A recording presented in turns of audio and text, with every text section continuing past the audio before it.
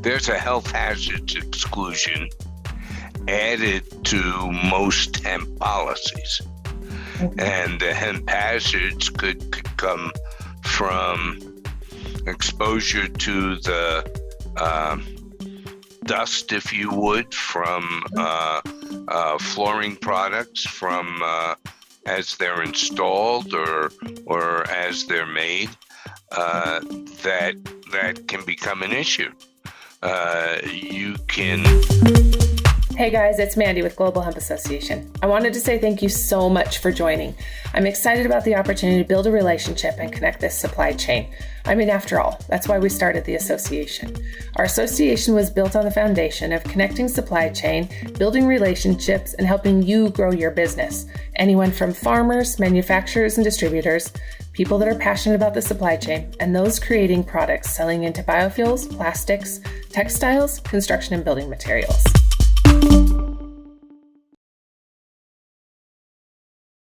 Will you real quick give me an intro about who you are, how you got into this, what drives your passion in the hemp industry, and all the goods?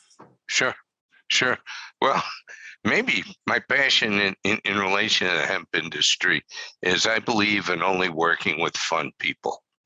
And the people I've met in the hemp industry are really good people, easy to work with, and have a collaborative spirit of working together. So if I could define a perfect client, the hemp sector plus emerging industries. I very much like to find solutions for new enterprises, evolving enterprises. I myself, going all the way back to high school as a senior, I got caught trying to cut an assembly and go play some basketball. And I got thrown into a room where there were college recruiters. And one of the recruiters was from the College of Insurance, which today is a part of St. John's University, Tobin School of Business in New York. And it was really a great program because it was cooperative. You went to school a semester, then you worked full-time a semester, and you wrapped 7 work sessions around 8 semesters in school. You got your degree, you took a look into what you were going to do, which very few college students get, and got 2.5 years industry experience as a recent college graduate. So you could look at it another way as internships on steroids. And I worked for a multinational insurance broker that focused to Fortune 2000 businesses. So they were providing creative solutions for people who want to share risk. And throughout my career, I worked with clients that were very comfortable in taking a portion of the risk, from private companies operating school buses across the country to major teaching institutions in the healthcare world, and just a wide variety of clients. So I like to say I know a hell of a lot about very little. Because working with businesses to figure out how to share risk and how to protect against the catastrophe. What I love is to see businesses keeping premium in their pocket and getting their direct rewards for running an effective business. So helping in managing their risk and in the cost of their insurance is what I've always done. So now I say to myself, there are emerging industries, and there are emerging industries who need solutions that if we all brainstorm together, we can put some powerful stuff together. Okay, so give me some examples of some creative policies or opportunities you've had that have really helped people either mitigate the risk or avoid it altogether? Great. So going back to creating a insurance company for a major fitness organization, their style of fitness was considered radical in 2009, and insurance companies didn't want anything to do with them. So bringing together... Correct me if I'm wrong. Without insurance, you can't get financing and banking. You can't get money, right? And so this is a critical piece as they really grew, right? I mean, they exploded. And so... And without insurance, you can't rent a business location because the landlords want to see that you have insurance. Okay. Yeah. Okay. Good deal. Good. Yeah. So by creating something where everybody partners and collaborates to share in a portion of the risk, the reinsurance marketplace is a lot more supportive than people think. And you can be designing $1 million insurance policy where you only have to take $100,000 of risk within the group, because reinsurers will step in and take the difference between $100,000 and $1 million. And often they only ask for 25 to 30% of the premium to take that major portion of the risk. And the group only has to take that first 100,000, but gets 60 or 65% of the premium, because most losses are small losses. And then what you do is you work together to figure out how you're going to avoid the losses. And that then leads to a win-win for everybody. Right. So how do you usually get these groups started? I mean, before with CrossFit or with these other athletic groups, they came to you, or how do we do this? Because in the hemp industry, this is something that's, constantly discussed, right? And between already the difficulty in getting funding in the industry, and then adding the inability to have adequate insurance or the lack of adequate insurance, right? So how do we really bring this group together and facilitate this? Yeah. So in my situation, I knew the CFO for the company, and he called me and said, "Gee, these guys have got a problem. Insurance companies are paying losses that shouldn't be paid, and they want to be able to manage and control the claims. Is there a solution?" And by the CFO and the CEO and the senior management of the fitness company, ideas were melded together and a solution achieved. Okay. Well, I'm eager to have this discussion, because it's something that we talk about all the time, right? So your brain ticks a little bit different than mine. Where do you really see opportunity to provide a better coverage within the industry? From what you know so far, outside of the group policy or mitigating the risk as a group, what do you know so far about where risk lies for them, or gaps, where the gaps in policies are? That's a good question. In the workers' compensation world, people get comfortable. Gee, I'm using independent contractors to get my business started. But too often, the workers' compensation regulators define those independent contractors as employees. And particularly in California right now, California is pressing to define everybody as an employee. So to make sure workers' compensation insurance is in place is one gap that startup companies forget they need to protect themselves. And because it's a statutory requirement, there's actually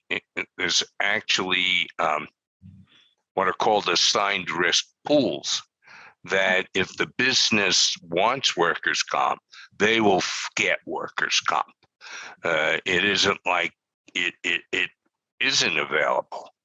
Right. So the other thing is, I've seen some really limiting exclusions in general and product liability policies for hemp businesses. Okay. And if you are designing a program and you have that volume of premium we were talking about, you can avoid or negotiate some of those bad exclusions out. Okay. Give me an example. There's a health hazards exclusion added to most hemp policies. Okay. And the hemp hazards could come from exposure to the dust, if you would, from flooring products, from as they're installed or as they're made, that can become an issue. You can limit or restrict the scope of the exclusion to, if you would, those products that are consumed that would be an edible type product or a tincture type product in CBD, as opposed to the issues of the plastic or the wood or rope or clothing. Sure. I gotcha. Okay. Well, very good. So teach me something more about insurance, or where can we really in a group move this forward?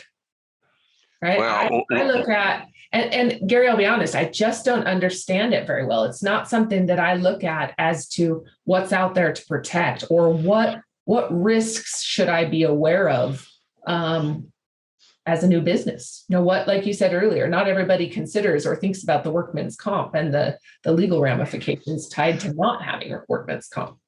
Yeah, well, you're absolutely not alone in relation to not understanding just what insurance should look like.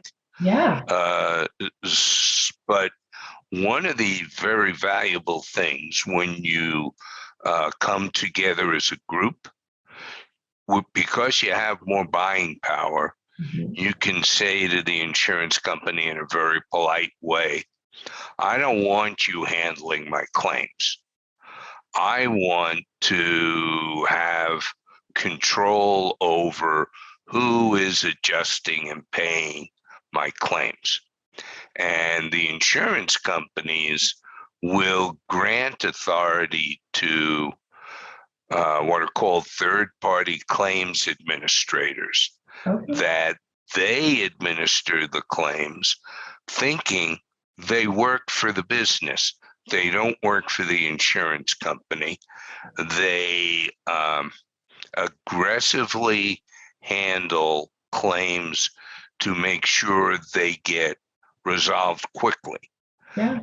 Major issue in liability insurance is what's called the tail, because it takes 3 to 5 to 7 years to finally adjudicate and settle a complex claim. Simple inflation, social inflation, and right now nuclear jury verdicts are pushing up the amounts of claims settled.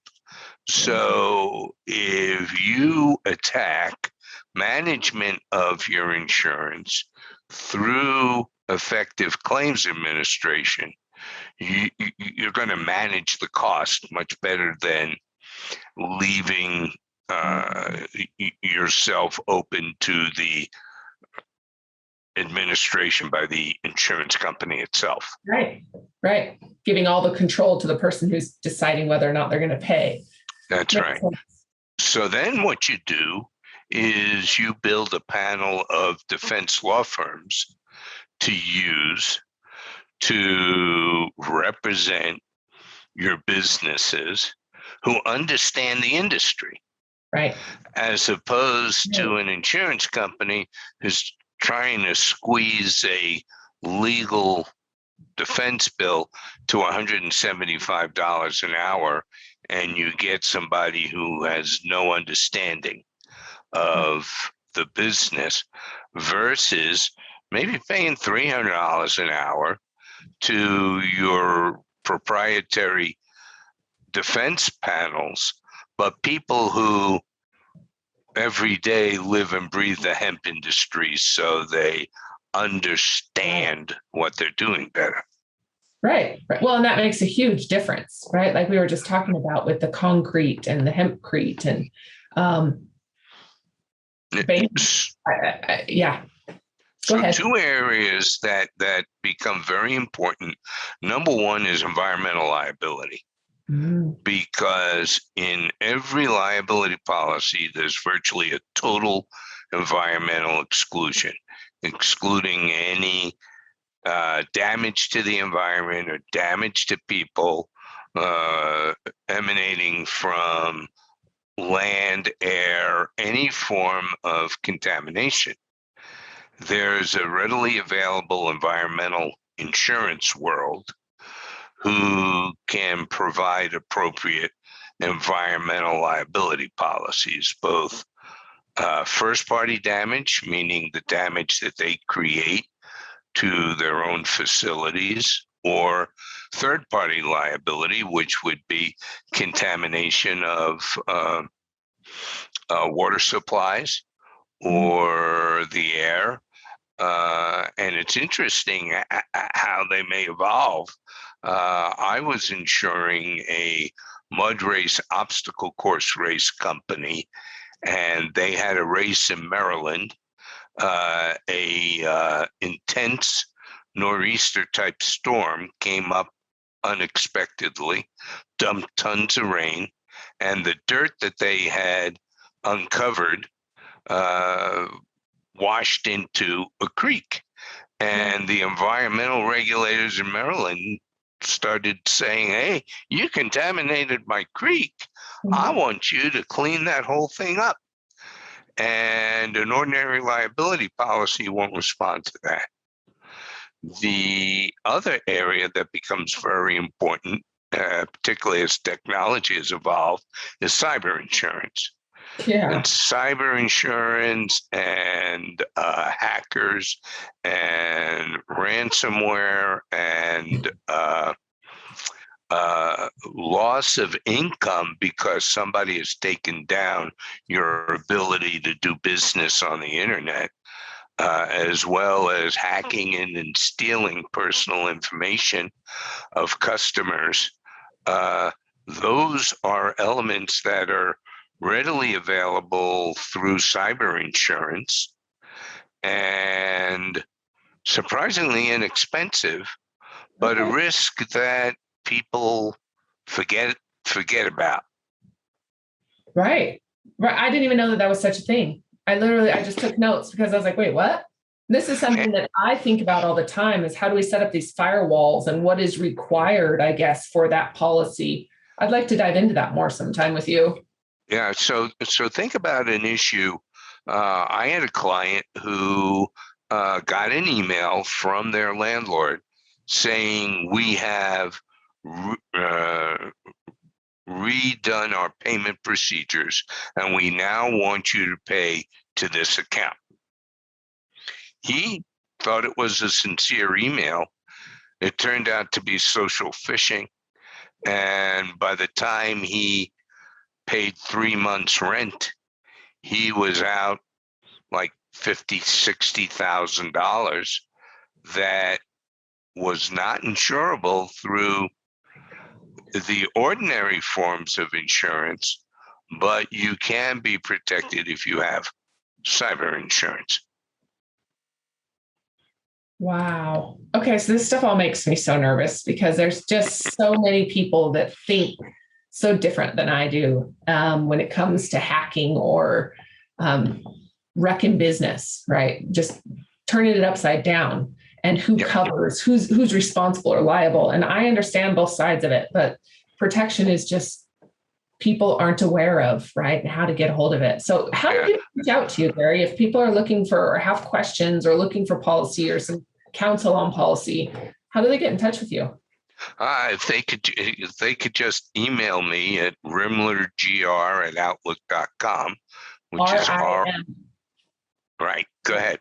RIMLERGR, right? Right. At Gmail? Perfect.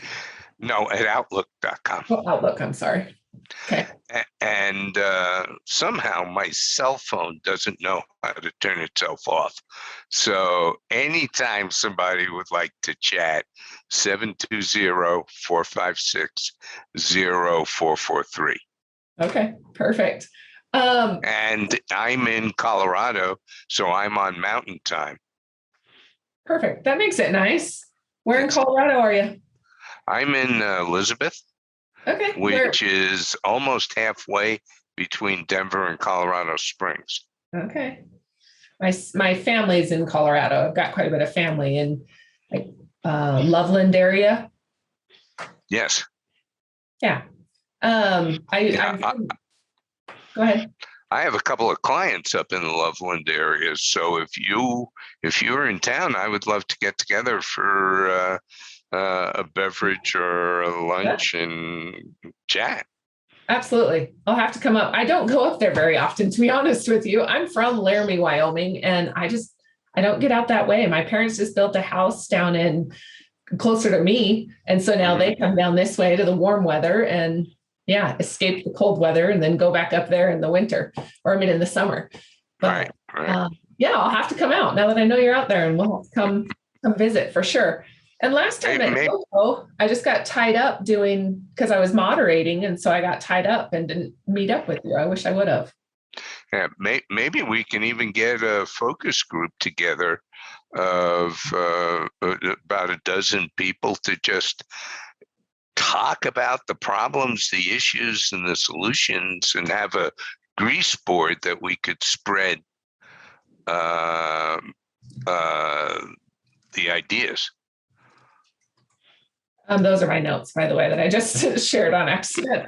Those are my questions I was going to ask you. I have a new platform that I'm putting together that would help us do this and collaborate without even being face-to-face. Obviously, I'd love to get a group together face-to-face if we can. I think it's much more efficient. But the goal is that we can create groups within our group and invite certain people with whiteboard discussions and chats and channels and things like that. We can also cross-collaborate with different groups this way.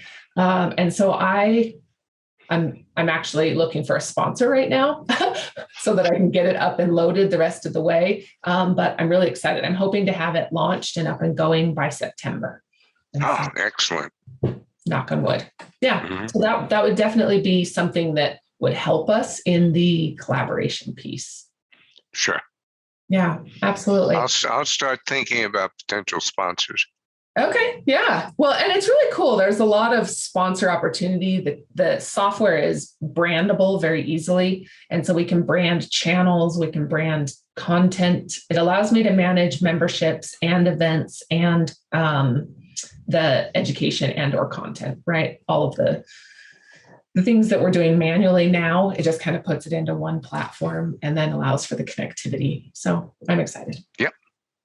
So I have a question. Out of the what we know so far, right? What types of policies are you seeing being written in I know there's crop insurance, and then I was speaking with somebody in the insurance space at NOCO, and he was talking about how they use maybe surrounding crops, so instead of insuring hemp, they were insuring maybe whatever was in the area. So if that crop failed, then the hemp was potentially covered.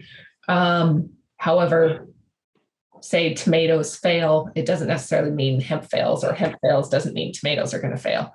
What other types of problems have you come across or even heard of, I guess, risk that is coming up?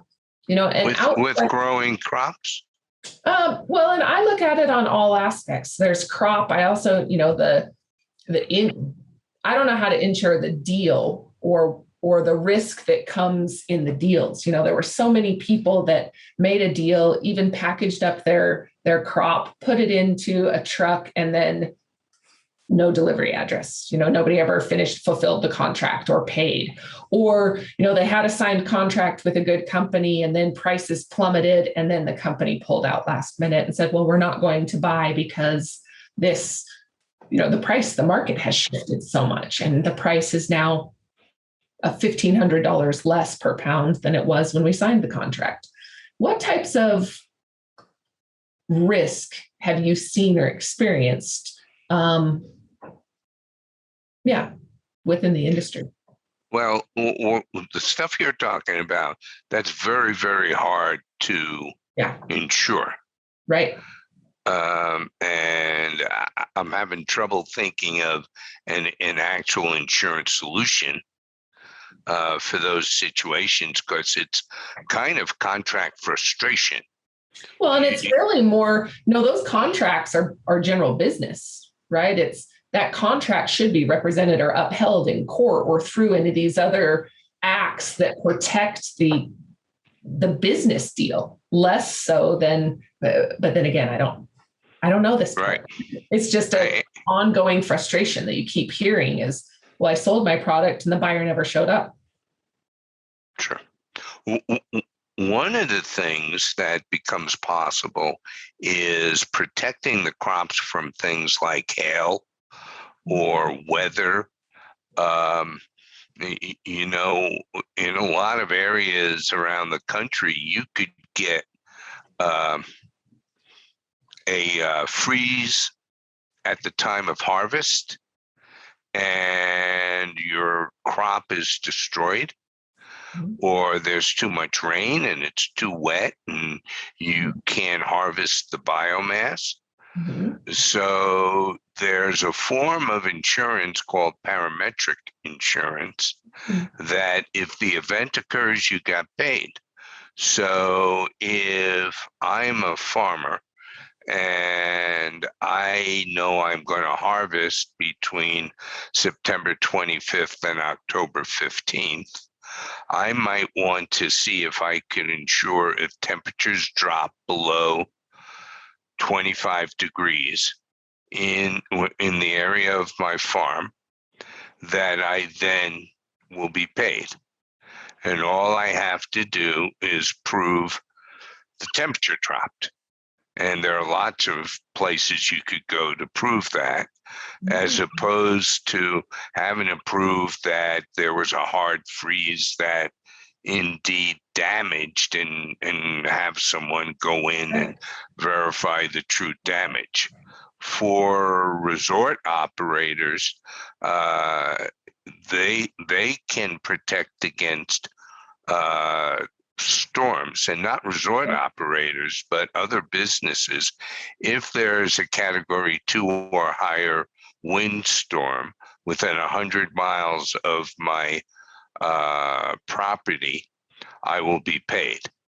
And in insurance, particularly through COVID, there has been all sorts of discussions and challenges to business interruption insurance. And to insure yourself for the lost revenues,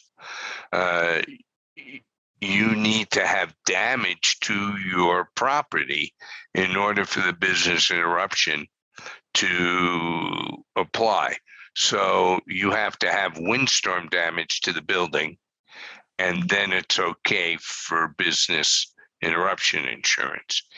In that parametric approach, all you have to do is prove that you had wind of a certain level in the area within the time frame, and it will pay.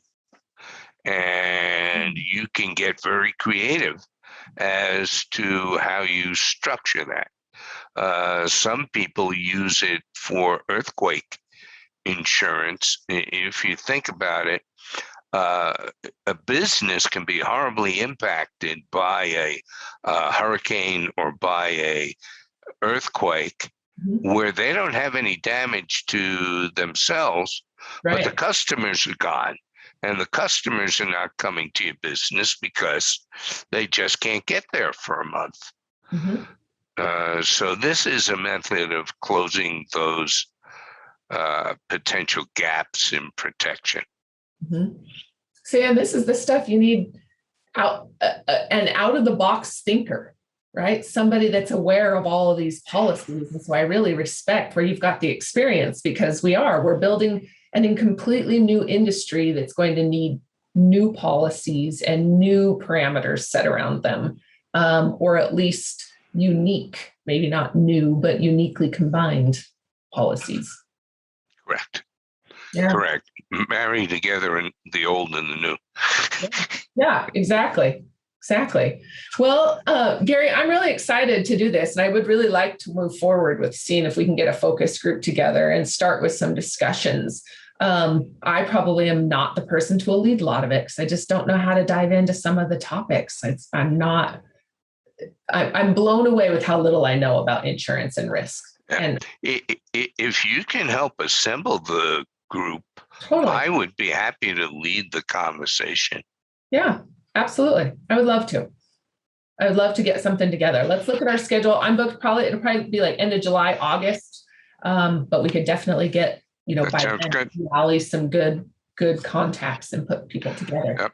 I know August 10th, 11th, and 12th are not good for me, but something you might want to explore, or maybe even share with some of the members.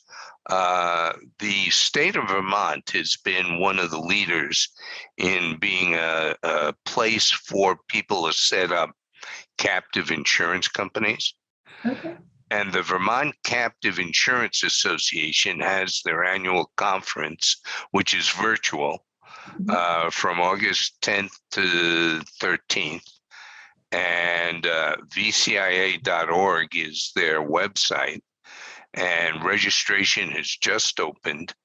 I think it's $495 early registration, and there's about 30 educational sessions that fit a whole lot of the things we're talking about today.